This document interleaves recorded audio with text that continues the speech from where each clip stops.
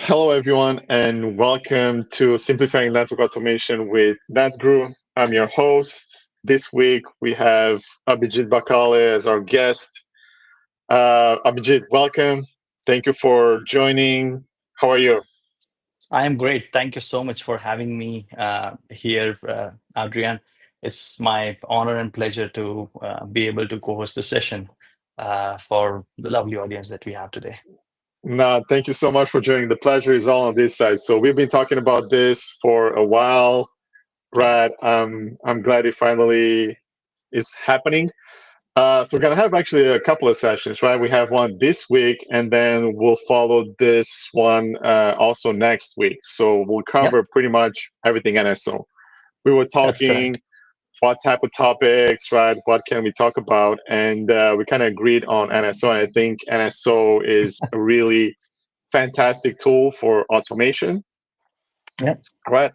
And we'll go over a bit of a history. But before we jump into the actual topic, tell us a bit about yourself. Oh yeah. Who's Abhijit? I know you have the PyNet Labs thing going on, which is doing fantastic work. Tell us a bit about yourself first. Yeah. So my journey, at least I consider that it's a bit of fascinating for myself, at least. So I started as a network engineer, as a core network engineer. And the early days of my career, I used to go and deliver workshops and seminars on universities and colleges, which actually do deliver engineering courses. So I actually got fond of teaching and Mhm. being an instructor from there because the amount of happiness that it used to provide me when I used to share my knowledge across hundreds of students who have not heard a word about networking.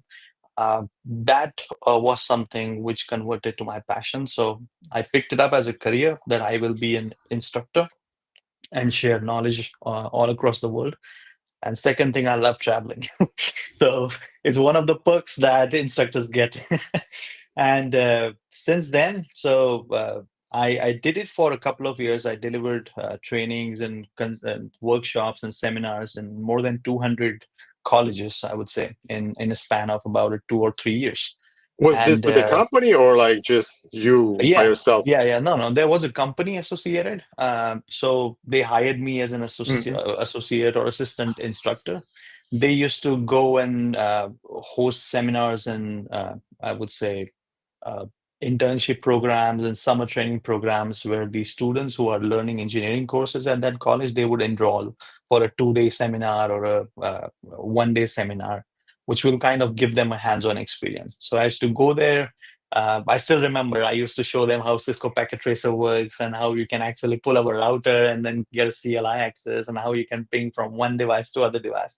Because they theoretically had topics like TCP/IP and OSIMR and all that. So I could actually show them how this ping really works. They never saw any visual tool with where because for all the other subjects they had labs and all that stuff, but for networking they never saw it. So it was a bit of fascinating for almost all of them. So Hmm. I enjoyed that for a few years, and then as I grow older, because this is when I was 17 when I started doing this. And the people or the students who I was interacting with, they were older than me. So I had to grow my beard old enough so that I can look older than them. Otherwise, they're like, who's this kid telling us about networking? So, but then when I actually grew older, I then got a serious job and then started delivering trainings for corporate clients. And that's when I also got more certifications with me so that I can showcase that my eligibility of being able to deliver trainings and all that. Then I started a training company a couple of times. It didn't work. But after that, I got back to job again with one of the learning partners at Cisco. And then Cisco DevNet came in. So from my college days, I was kind of a coding guy. I used to do C programming and all that Hmm. stuff because I used to find that fascinating. So, and then I picked up networking as my serious career. So I actually had that muscle memory of how coding really works. But then when I interacted with hundreds of network engineers, they were not really comfortable doing coding at all. They were Mm-hmm. just CLI, CLI, CLI. We love enable, conft, interface, and all that stuff. I was the one who actually thought that I can blend both of these skills. I have them. And that's when I kind of got my hands on a simulator, which I'm sure every network engineer might have used in his or her life, called GNS3. Mm-hmm. So I bought a MacBook back at that time. I installed GNS3 and I did a lab by watching a David Bombal video Mm-hmm. that how can we really write a Python script to make a configuration change on a router. And I was like, this is magic. And I shared that with my team, and they were like, we can actually, I mean, this is something great. So I picked up DevNet. Developer.cisco.com was actually getting started at that particular time. Mm-hmm. So I found something. I picked that up, and then I started delivering trainings for DevNet Associate.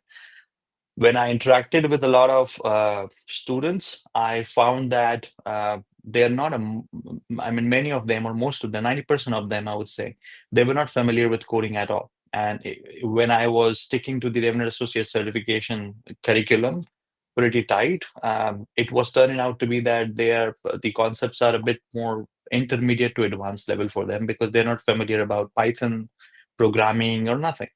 So I thought of blending this with fundamentals of Python, and that picked up. So I got great feedback at that particular course, which was Python for network engineers and all that. That gave me an idea. So to start my own thing, and this is when we started PyNet Labs. Right, so I was like Python and networking, PyNet.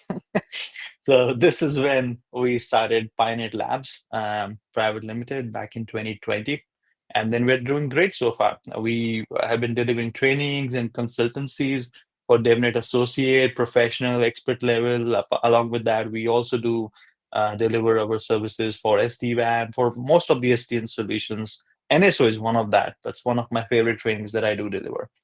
And yeah, it's about to be. We are about to become 5 years old now, and we're doing great. This platform also gave me a chance to meet a great personality called Adrian, and that's exactly why we're here. So I'm You're glad. too kind. You're too kind. No, that's a fantastic story, though. So I'm glad it worked out in the end, Yeah, right? I mean, finally picking back up. So fantastic to see because that's exactly what we wanted to do when we started DevNet, when Susie started DevNet, right? And the whole program. And yeah, we're getting to be about well, 10 years was last year when we celebrated 10 yeah, years. So yeah. glad to see I that was you were. fortunate to be there at the 10-year celebration at Cisco Live Melbourne a couple of years ago. That was great. Yes, yes. So fantastic to see that you're successful in this. There's a couple of people here. Nathaniel, hi. Kuldeep, hello. Thanks, Yeah. folks, for joining. And Dipanshu, excited. I know, right? Uh, Dipanshu is my co-founder at Pioneer Labs. oh, okay. That's cool. So he's So excited as well. he's keeping tabs on you here. Like, let's see how Abhijit House is doing.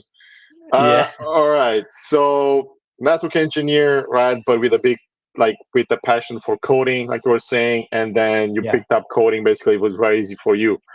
But yeah, like you have seen, and we have seen also, not everyone in the networking community is comfortable with coding.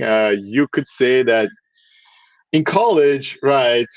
People, computer science or yeah, telecom, electrical engineering, they kind of split into two groups: people that like coding and yeah. people that don't necessarily like coding. So people that don't like coding usually fall into like the networking Exactly. category. so so you're trying to get those people right excited back again, and it's like show them Python. It's not too bad, right? It's fairly easy. It's very legible, so you can learn it. There's a lot of sample code out there, so it's it's a bit of an uphill battle to get people that have kind of run away from coding in a way to kind of Yeah, show them that hey, it's not that bad. You can do it. So I'm glad that you're part of this effort of showing these people yeah. that you can do it, and truly to be able to manage large scale infrastructure, you need automation. There's no doubt about it. Correct. I mean, another thing what I've observed is back a couple of decades ago, or even a single decade ago, I would say, the network infrastructure was not that complex as it is today. Especially, I think after COVID, the amount of data the world is generating, and the amount of businesses which are started who actually do deliver SaaS-based applications as their primary part of contact. When applications like Uber and Amazon, and we have a food delivery application and grocery application in India. If you might have heard about something called Blinkit or Zomato. Uh, Yeah. so I don't think this concept exists outside, because I personally get my groceries delivered in 6 minutes. It's like you order it, and while you boil your water, your coffee is at your door, right? Wow. So, and this, I mean, we use this every day. A few years ago, we used to go for grocery shopping every week, and people nowadays, at least in metro cities, they are ordering their groceries 4 times a day, and every time it gets delivered 6 minutes. That's So, incredible. and it's not just groceries. I have last week I was just there. They have jewelry, they have air conditioners, they have water coolers and whatnot. They have everything, which is iPhones and iPads and all that. It's getting delivered in 6 minutes. So you can see the type of innovation that we're seeing and how the infrastructure, virtualized infrastructure, is being utilized with the help of the cloud-based application. It's huge, and this is increasing the amount of data that is being generated, and the products that Cisco has or the other companies who deal in the same industry has, these are the primary, I would say, weapons which keep that particular infrastructure up and running. And this also increases the complexity, right? Earlier we did not have such kind of applications which would be consumed by millions and billions of people every single day. The internet was also not very accessible, but now it is. We're talking about 1,000 Mbps, and we're talking about devices which provides 400 gigs of bandwidth every second. That's huge, and this is exactly where it increases the complexity of network infrastructure. So if you use the same tactics and same methods to manage such type of complex infrastructure, it's gonna come down to a standstill. And you Yeah, definitely need an automated way to manage this, right? definitely. We definitely agree on that. And there's a question here that came from Tom, Yeah. which he threw in a wrench in our conversation. So, with increasing visibility of AI, will coding or Mhm. automation will be a required skill? So, what's your take on that? I want to like, with Yeah. everybody's talking about AI, is AI going to put us out Yeah. of a job? What's going to happen? Yeah. So this is a great question, I would say, Tom. You need to understand this, or we need to understand this, that coding and automation are something kind of a blended skill together. AI and automation are two different things, but coding and automation is kind of the same thing. So w- when we say that we want to implement automation, the simple idea of this is to be able to communicate with the network infrastructure by using coding or by using programmatic languages, something like Python or Java or whatsoever programming language or tool that you have, which actually allows you to write down a code. Code is nothing but a set of instructions, right? So instead of you communicating with that network device, you are asking your machine to communicate with that particular network device, and then you define instructions that step create an SSL session. Step two is to enter into a command. Step three is to go to config. Step four is to OSPF. And instead of you manually executing all this step, you would have done all steps gets executed. This is what we call automation, right? This is what we can execute all these of a sec like Thanos. So when you actually achieve automation, of course, the scale can be much larger talking about, but just to help you understand in simple terms. And when we talk about I would say I look at AI in a couple of major ways. I divide it into two categories. One is predictive AI, and the other one is generative AI. So when we talk about predictive AI, we need to train our models. Consider machine learning models as empty brains. And then you actually feed that particular brain with a large chunk of data sets. And these data sets are nothing but information about how your infrastructure has been performing, maybe for a last day or last week or last year or last month or whatsoever. The more the data you train your empty brain, which we technically call as ML model with, the better that particular brain can make decisions for you. So earlier we used to automate. When we say we are implementing automation, we are actually automating actions, that these actions needs to be executed on a certain trigger. But as of now, before AI, we have been taking decisions for them. That we take a decision that this particular automated workflow should be executed. But with AI, those decisions can also be automated. You don't have to intervene now that this particular decision needs to take. Maybe, for example, I trained my ML model with the knowledge that it can actually predict bandwidth.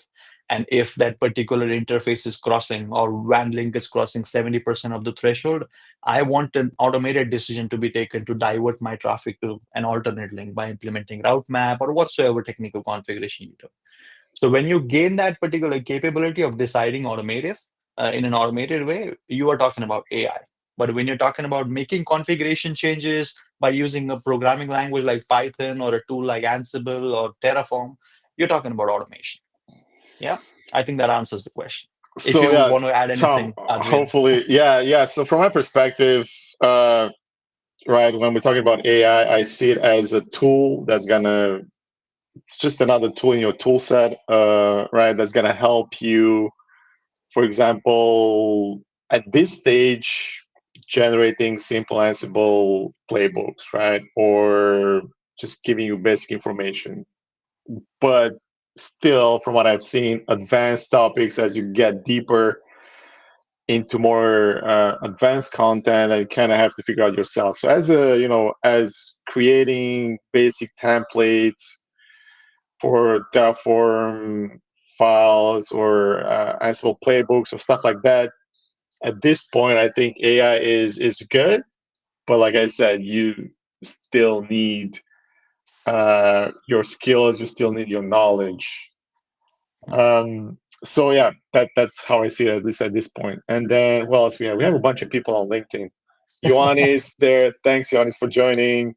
Yeah, great Andy, very guy. informative. Charlie, hi. With automation, cloud, and AI reshaping the network space, should network engineers still aim to stay technical or start transitioning toward enterprise architect roles that design AI-driven infrastructure at scale? Okay, so Abhijit, you want to take this one, and then I'll All add my right. thing. Yeah, All right, I can take that. So, I'll add my piece after that too. all right, sure.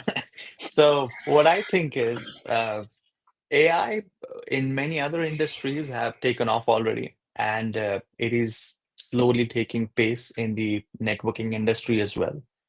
So far, now I interact with most of my students and a lot of individuals who think that are we really need to learn about AI from scratch and learn about all the maths that is associated with it because we're not that great with maths. So what and this question was something which was bothering me as well, that I just have learned Python and how to integrate that with networking. Now, what is this new thing coming up? I'm an instructor, spare me for a couple of years. So, but no, we got to take up with the pace and walk with the pace. So, this is a question which almost everyone has. Now, when you look at that, I would say an organization like Cisco is hiring a very technical AI team who knows how to develop features and solutions which are tightly integrated with AI. And then these particular features are being, or these particular solutions are being introduced in the SDN solutions like SD-WAN or SD-Access or ACI. I recently came across one of the feature that is launched in SD-WAN 20.16.x, which is I think PPR something, but I'm not recalling the full name. I guess it's predictive bandwidth recommendation or something. It actually recommends you based on the multiple WAN links that if you switch to another WAN link, you will get a 15% or whatsoever percentage performance increase. So this is something which is a capability that AI introduces, right? when we think about the same thing, that are we as network engineers gonna need to develop these features? I think no. But you guys as network engineers, or we as network engineers, should be fully aware about how this works at the background. When we think about the applications and solutions and techniques that, for example, machine learning has, when we talk about supervised learning, unsupervised learning, and all that stuff, right? These are the techniques that by using which these solutions or features are being built. If you as network engineers are aware about how these things really work conceptually at least, then you can decide much better for your organization that how these solutions can be used from the perspective of being designing the kind of implementation of these features, and then testing it, and then finally deploying it, right? So network engineers must, I would say, they must learn about the fundamental understanding about how AI and ML works. And they should not really worry about all the mathematics which is associated with it. That's what I think, at least. No, I totally agree. And going back to the right, thanks for that clarification, Abhijit. And going back to the Yeah. question, right, I don't think these jobs will go away. They will transform, right? Correct. Like, as we've transformed our job for the past 50 years, right? If we wouldn't have evolved, we would still be using ATM and frame relay and right serial links of 56 kilobits per second. But the world evolves, changes, cloud came along, now AI is coming along, right? So we have to adapt, we have to learn all these new technologies, keep up to date. So I don't think you have to necessarily, oh, everybody's going to become an enterprise architect, right? Exactly. I Yeah. don't think that's going to be the case. I still think network engineers will be needed. Cloud was Yeah. supposed to kill the whole job, didn't happen, right? We need even more people to figure out networking in the cloud. Yeah. So it's just you have to keep up with the times. You have to stay active, and you have to stay current, and you have to learn, what's coming up, because it That's is a very correct. dynamic industry, and things change, and new technologies come up, and yes, I I don't. think the focus will change. I mean, today you probably might have been responsible for configuring VLAN. Tomorrow you are kind of responsible of how to optimize that, and the next day even more, even more. So the repetitive tasks are going to be automated in some or the other way, and you probably will be required to focus on some other part of the complexity that rises. But stay curious, right? Learn Yeah, every day, and if you're passionate about this, then it's gonna be easy, right? It's yeah. gonna walk in the park. It's gonna feel like days just fly by. Yeah. All I think we right, come so back to NSO. yes, bunch of questions, but let's jump into NSO. So NSO, Abhijit, you said that you started using it, you like it. Yeah. How did you get pulled into this? Was it like from an instructor perspective? It's like, oh, there's a tool, let me learn about it. And then, Yeah. or we're using it also for like customers and in your consulting gigs.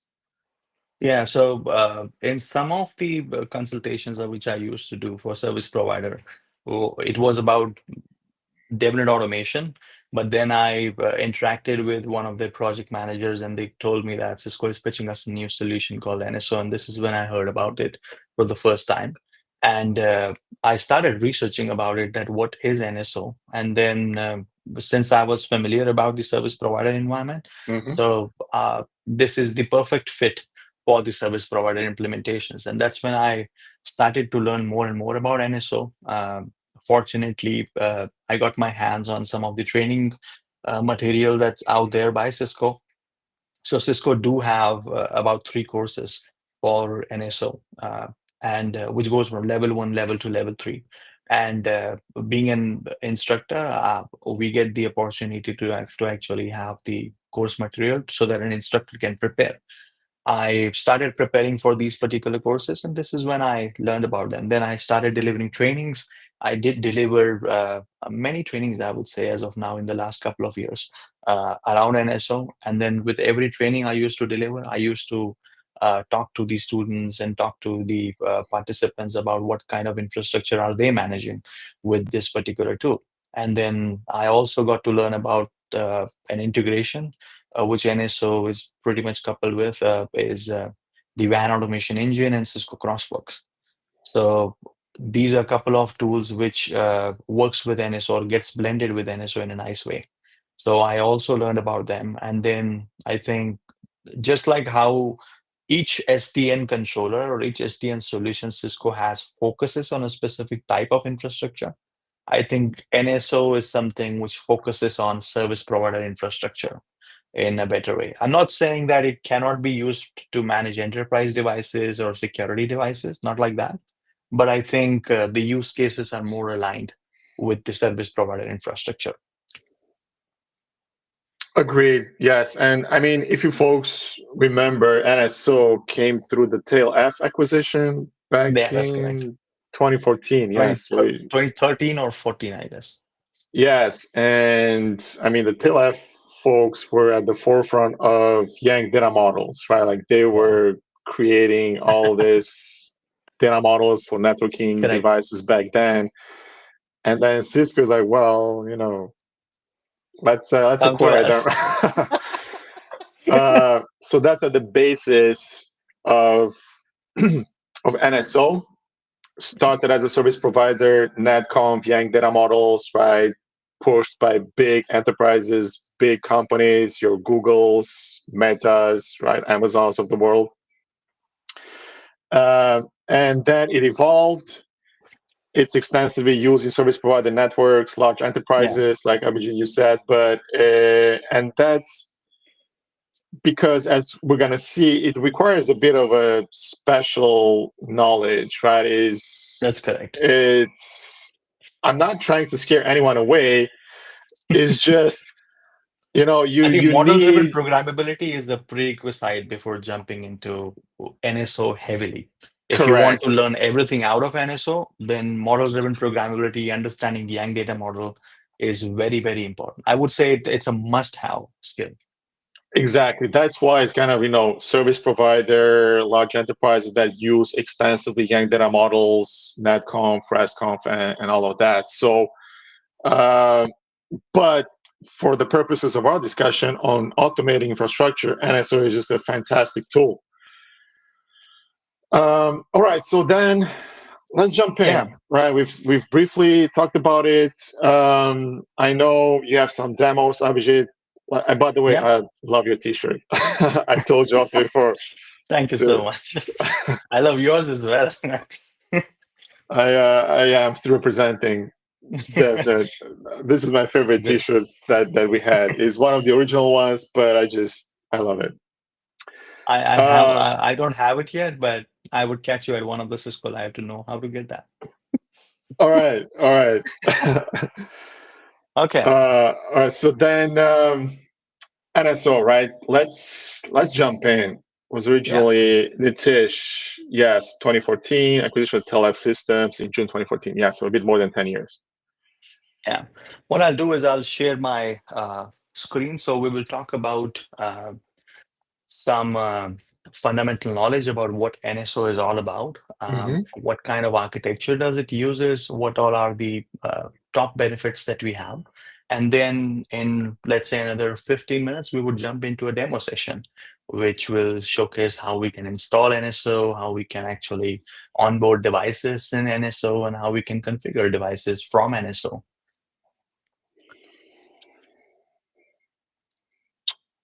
Fantastic. Okay, I can do is I can share my screen. Hmm. And I'll bring it in. There we go. Perfect.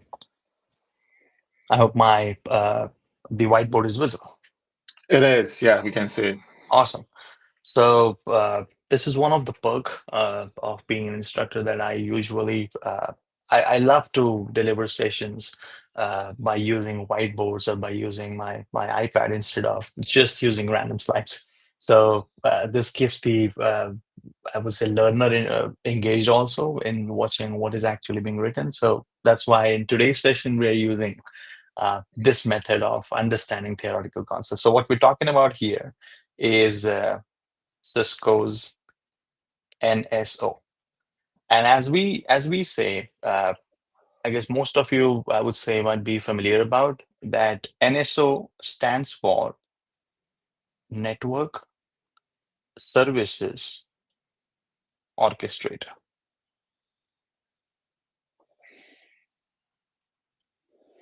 And the name itself suggests a lot of things.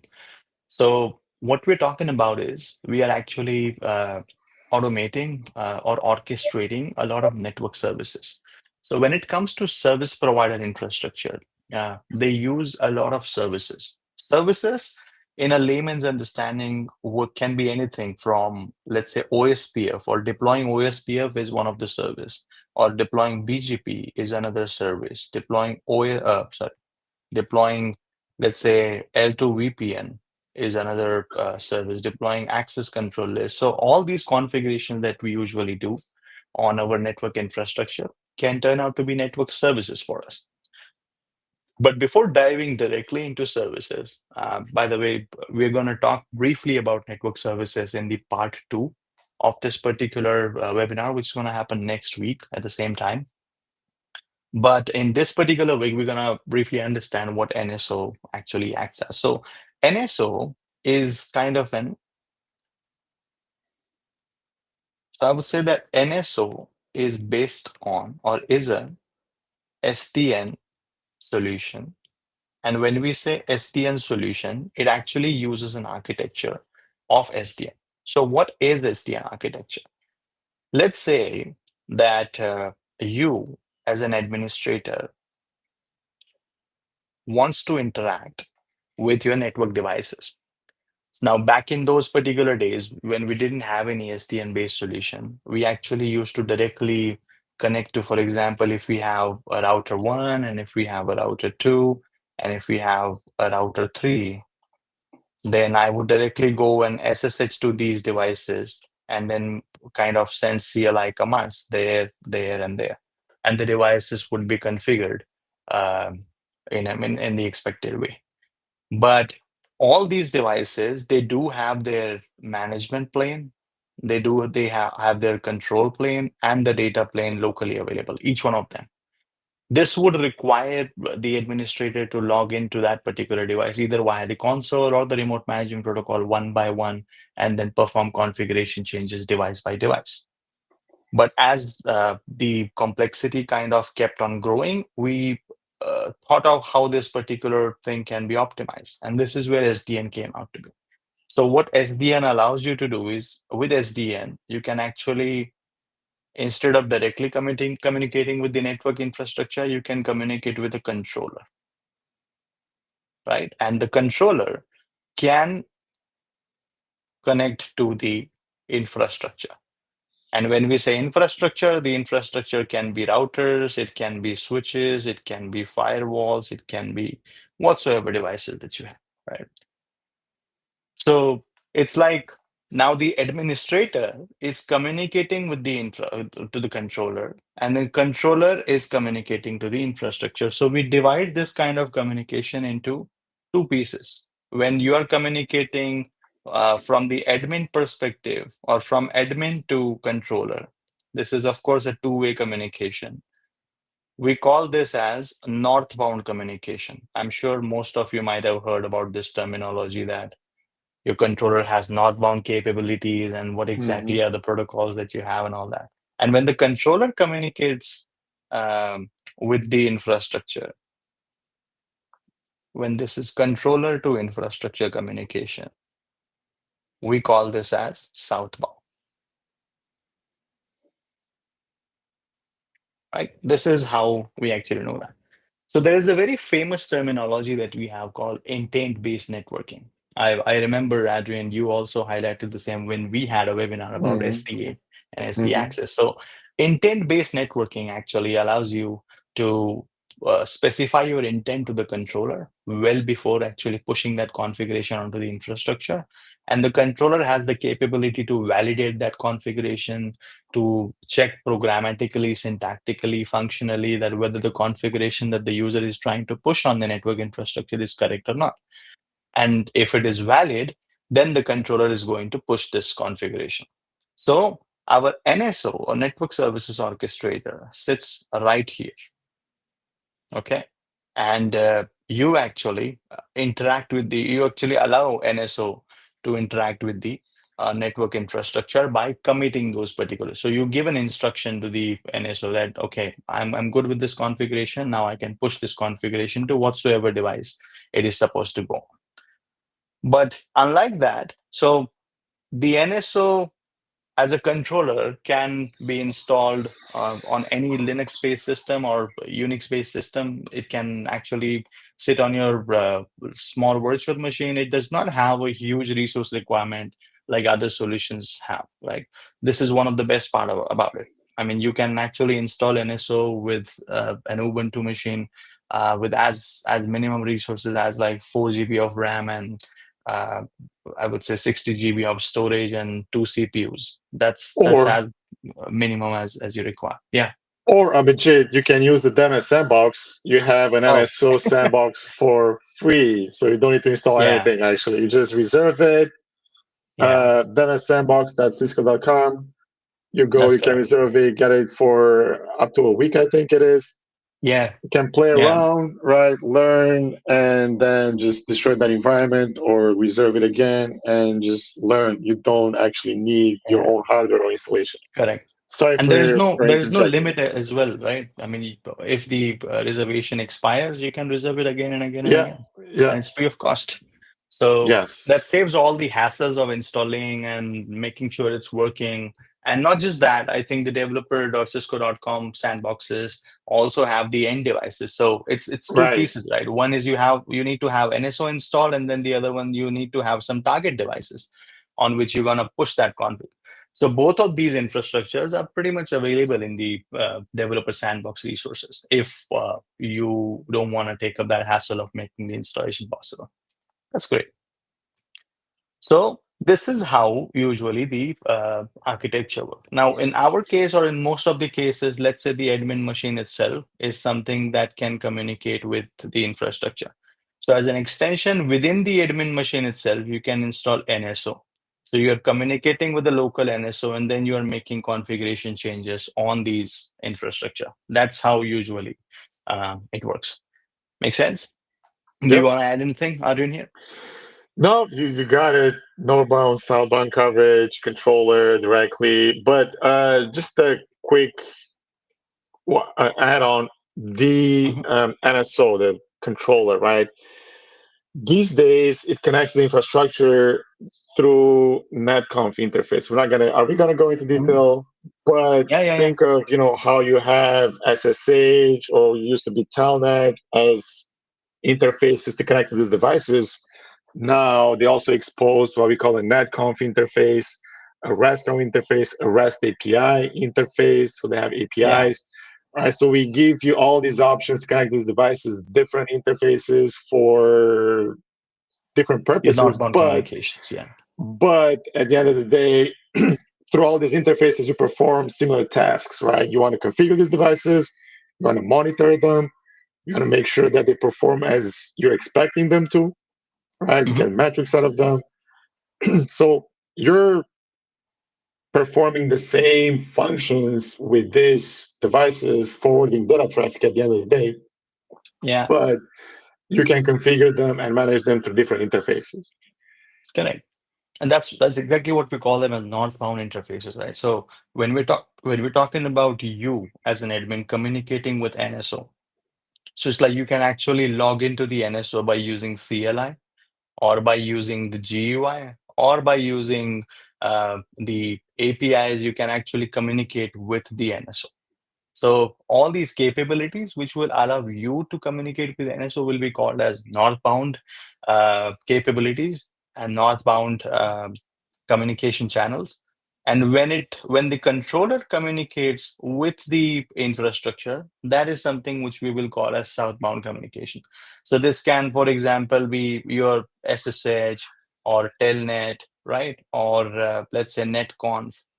And what you can do is whenever you set up your devices, whenever, for example, you have a router and you onboard that particular router in NSO so that the router's configuration can be managed from NSO, you also need to define that what do you want the communication channel to be? Do you want to manage, do you want your NSO to be to manage this device using SSH or using Telnet or using some other protocol? Those are going to be called as southbound protocols which you need to define. Okay. Yeah, so that's about how the architecture really is defined. So, like I said, NSO is basically an SDN solution, which actually uses the architecture. And this goes similar, this goes same for the other solutions which we have, be it SD-WAN, be it SD-Access. The administrator communicates with the controller. In SD-WAN cases, it is going to be vManager. In SD-Access cases, it's going to be the Catalyst Center. In ACI, it's going to be the application policy infrastructure controller. So I guess almost all the SDN solutions which are coming up, they use the same infrastructure. The type of infrastructure, they use the same architecture, my bad. The type of infrastructure that they use might vary.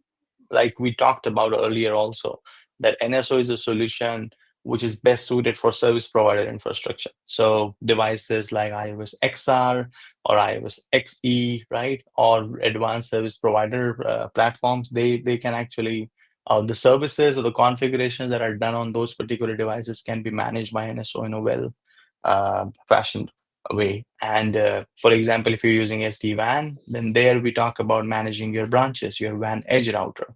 In Catalyst Center, we talk about managing your campus fabric. In ACI, we talk about managing the Nexus 9K devices. So in the architecture of SDN, the type of infrastructure can vary. And based on the type of infrastructure, the controller can vary, which will be used to manage these infrastructure.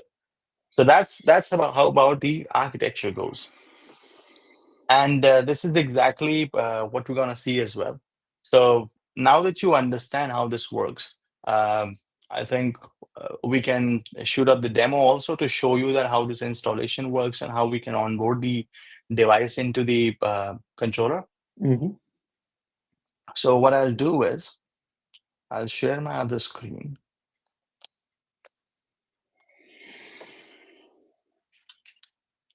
There we go. Yeah. Yeah, can see. And And I'm going to log in. So Paul Z this is is kind there. of Hey, Paul, just wanted to say hi. Thanks for watching this. awesome. My favorite guy there. So I have fired up this Ubuntu box, and I already have downloaded a setup. Then I have a couple of devices already up and running, which we can SSH into. So if I show you, I can actually SSH to one of the router that's available at, I would say, iOS 1. And then it asks me for my password, which is a very strong password called Cisco, and I'm in. So this particular device just has SSH enabled. I can also see that show IP SSH. And then it says that SSH version 2.0 is enabled. And then we also have configured an out-of-band management interface. Now, what we're going to do is we are kind of going to install NSO on this Ubuntu box. Then we're going to power on an instance in the NSO. And then we're going to onboard this particular device in NSO and then try configuring this device. This is exactly what we're going to see. So I will take an exit from the CLI of the device. And this is kind of a device which is not managed by any controller right now. So if you see, in my downloads directory, I have the NSO setup available here. And what I'm going to do is I'll say sudo sh and then copy this particular name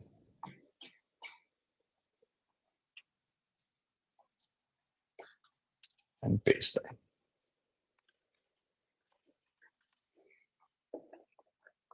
And then it is unpacking the compressed file, which will actually give us few files which can be used for the installation of NSO. So this setup is available for everyone at software.cisco.com, or everyone can download the free trial version that's available at Cisco's portal. Will take a couple of minutes or a minute, I would say. And once the files are unpacked, then we can use one of the installation file to install the NSO at our local directory. There, it's verifying most of the files, and now you have all these files in the directory, out of which this installer.bin is the file that we use for installing the NSO at our system. So what I'm going to Mhm. do is to install the NSO, we actually use a command called sudo sh, and then I'll again copy the name of the file and paste that.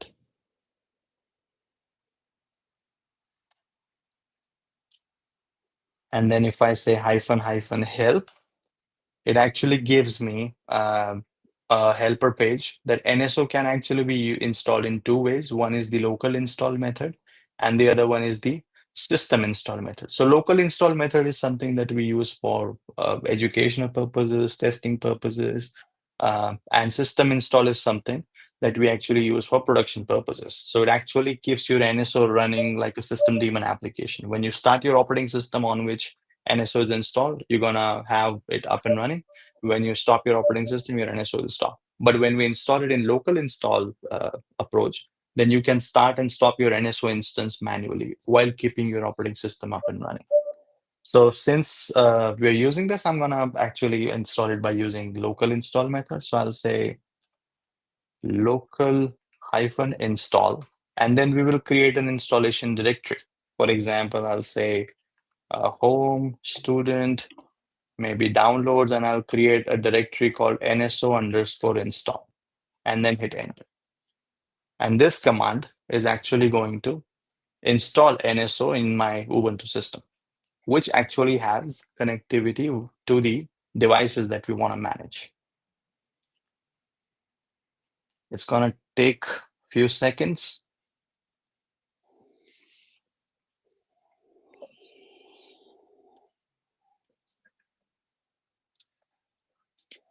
Now And with then, NSO, Abhijit, like you said, you can have this on any Unix. You can have it on Mac. You can have it actually on yes, Windows too with WSL, right? yeah, So all operating that's systems pretty correct. much. Yeah. All I right. mean, if people are not familiar, so Windows has an option of installing an application called WSL, Windows Subsystem Linux. You don't necessarily need to install a full-fledged Ubuntu or full-fledged Linux-based operating system. You can install Ubuntu inside your Windows machine. You can just Google something called WSL in Windows, and Mm-hmm. you can get that installed pretty easily. But I would suggest using Sandbox, best approach. So you can see now that's a message called NCS installation. So people might get confused that now what's NCS? So as Adrian mentioned, this solution is something that was developed by Tailf. And then Tailf got acquired by Cisco. Cisco rebranded it to NSO. But before that, this solution was called as NCS, Network Configuration System. So at some files or some, I would say, locations, you would see this name called NCS. Some of the commands are also still called as NCS, but now I think NCS and NSO is the same thing. Simple as that.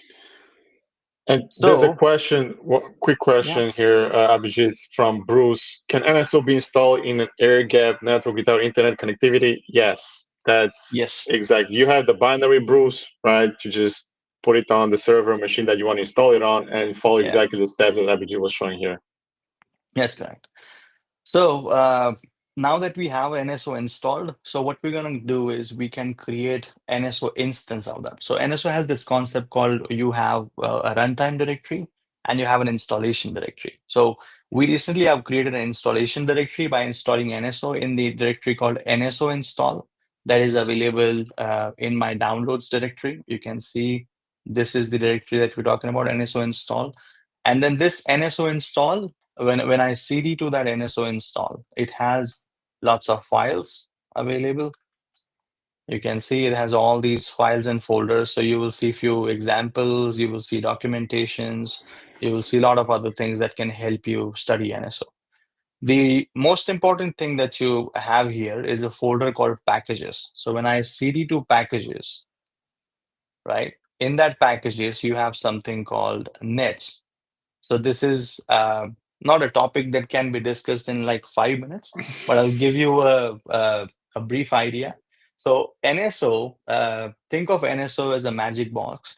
let's say that we talked about something called intent-based networking. So let's say you give an intention to your NSO that I want to configure OSPF on 4 devices. Now, one of the devices is iOS device, the other one is iOS XE, the other one is iOS XR, and let's say the fourth one is maybe a Nexus device. Or NSO Juniper. What about has, that? Or maybe it's okay, let's say multi-vendor, right? Juniper. That yeah. Wow. So Cisco being so kind that let's say Juniper.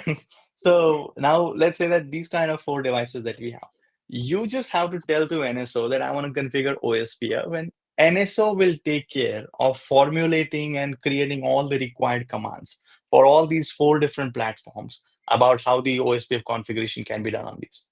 So this capability of NSO being able to create commands for different platforms just by listening to the intent from the administrator is provided. This is a capability which is given to NSO with the help of nets. Nets are called as network element drivers. So for each type of platform, you have different type of nets. When I go to nets, there are some network element drivers which comes available. When you download this, you can see you have A10 network element driver, which means you can manage A10 devices within NSO right now because you have that net available. Then you have ASA CLI net. Then you have iOS CLI net. You have iOS XR CLI net. You have Dell FTOS CLI net. Then you have Juniper Juno's CLI net. So all these network element drivers will allow you to manage devices of those platforms, which means NSO actually understand everything about these devices, right? So when you onboard your device, you actually need to specify what type of net is going to manage this device. And then that gives NSO the capability to push the required configuration on that particular type of device. So what we're going to do is by using this net, we're going to create an instance, right? So you need to install these network element drivers in an instance, and then those devices will be managed by NSO. How do you really do that? So I can again go to my parent directory. And then there is also, so in order to use all the NSO based commands, you actually are supposed to set your environment variable called NCSRC. When you source this particular NCSRC file, which is available in the installation directory, it will allow you to use all the NSO based commands. Otherwise, you will not be able to start NSO, stop NSO, install new nets in your NSO and all that. So what I need to do is I need to say source NCSRC, which is a file available in my installation directory. And then instantly, if I say NCS tab, you will see all the NSO related commands are now enabled. You can see NCS, which is the command that is used to start NSO. Then you have NCS CLI, which is the command that is used to take the CLI access of the NSO and blah, blah, blah. So the very first command that we're going to use to set up our NSO instance is this NCS setup. And when I say NCS hyphen setup and hyphen hyphen help, you can see it actually allows you to, just a minute there. So this is basically allows you to set up initial NCS instance, and optionally you can pre-configure it with a set of managed devices. And then by using an option called hyphen hyphen package, you can specify which network element driver you want to install in that instance, right? And then you can also use the option called hyphen hyphen dest to specify where do you want to install this instance. So you cannot start your, like I said, there are 2 directories. One is installation directory and the other one is runtime directory. So you cannot start NSO from your installation directory. You can start your NSO instance from your runtime directory, from your instance directory. This is exactly what we're going to do. So I'll use a command called ncs setup hyphen hyphen package. And let's say we want to install the Cisco iOS network element driver because our target devices are vIOS devices. So I'll say the path of the package, which is nothing but ned, is downloads. Sorry, come on. Downloads, NSO install, packages, neds, and the name of the network element driver is Cisco iOS CLI 3.0. And then I'll say hyphen hyphen destination. I'll say slash home student downloads. Here I'll create NSO instance 1. Okay, this is gonna be my runtime directory, and hit enter.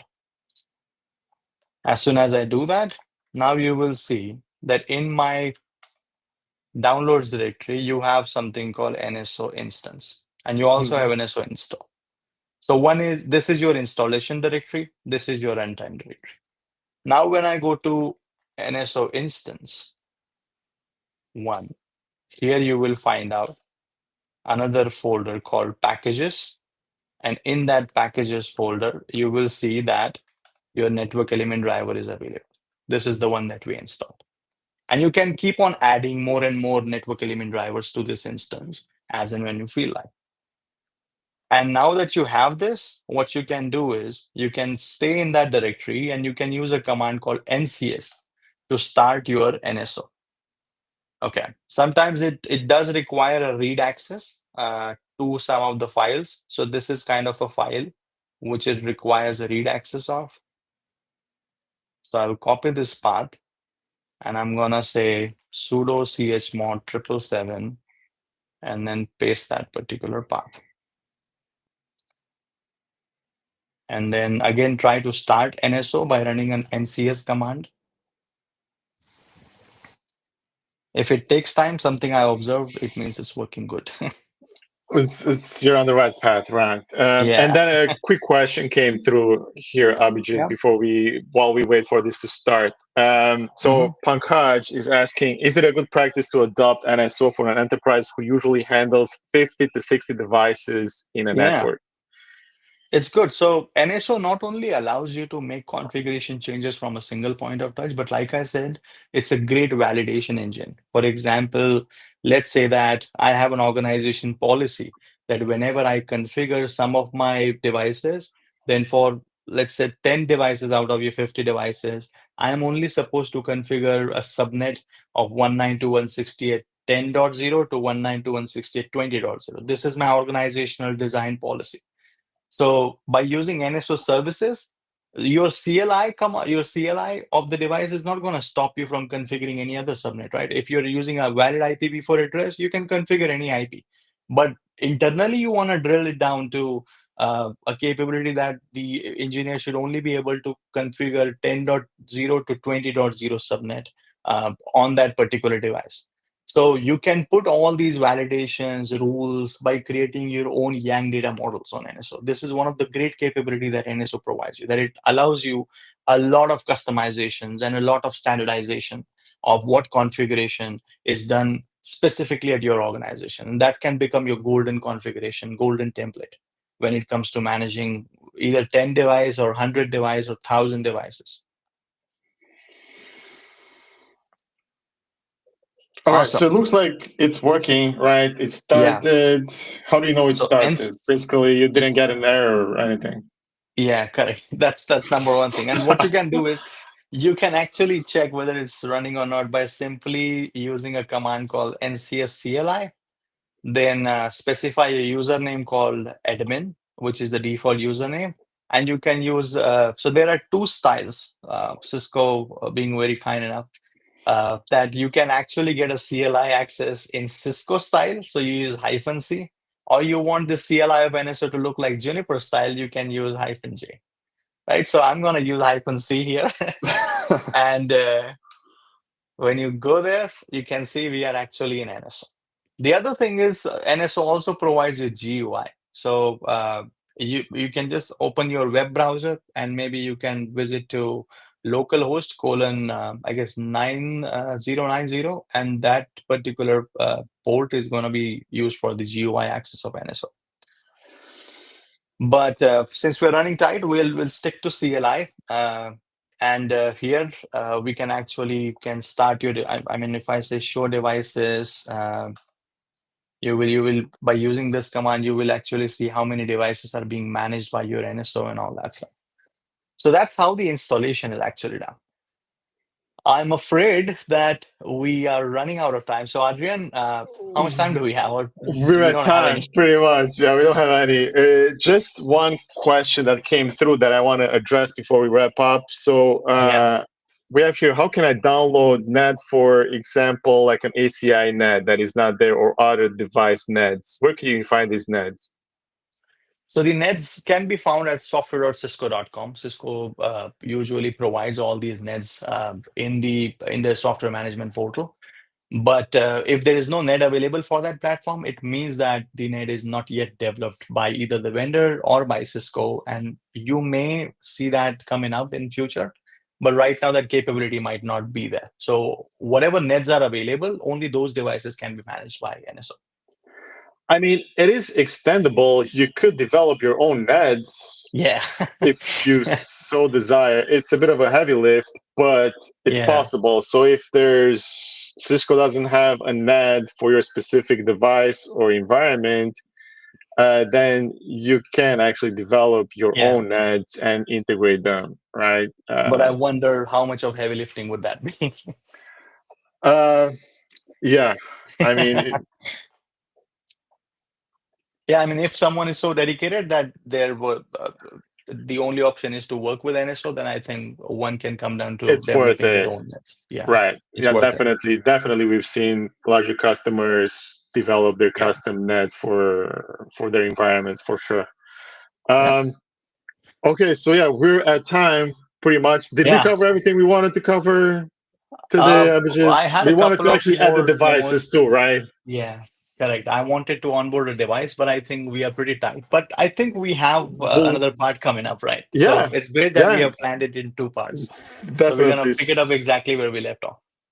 Definitely, folks. So, yes, join us next week, same time, as we continue our NSO journey. We'll start adding those devices into NSO. We'll start looking at configuration and how to do that with Yeah, NSO.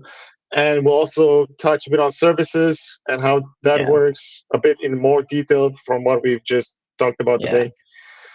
Um, Yeah, I think if you still have any questions from whatever I demonstrated, I think it'll be great to drop down your comments on the live that's happening so that we can take up these questions in the next part coming up carefully. Exactly, folks. If you have any Yeah, questions, like Abhijit was saying, drop them in the comments, LinkedIn, YouTube, and we'll address them either in the answers or we'll bring them next week yes, and we'll talk about them. yeah. Um, perfect. Well, thank you so much, Abhijit. Thanks everyone for joining. Thank you so Fantastic much. session. Looking forward to next week. So Yeah, thank you so much, and namaste from India to everyone. Looking forward to see you all again next week. Thank you so much, Audrey. Have a good day. thanks, Have a folks. good day, See you everyone. next Thank you. week.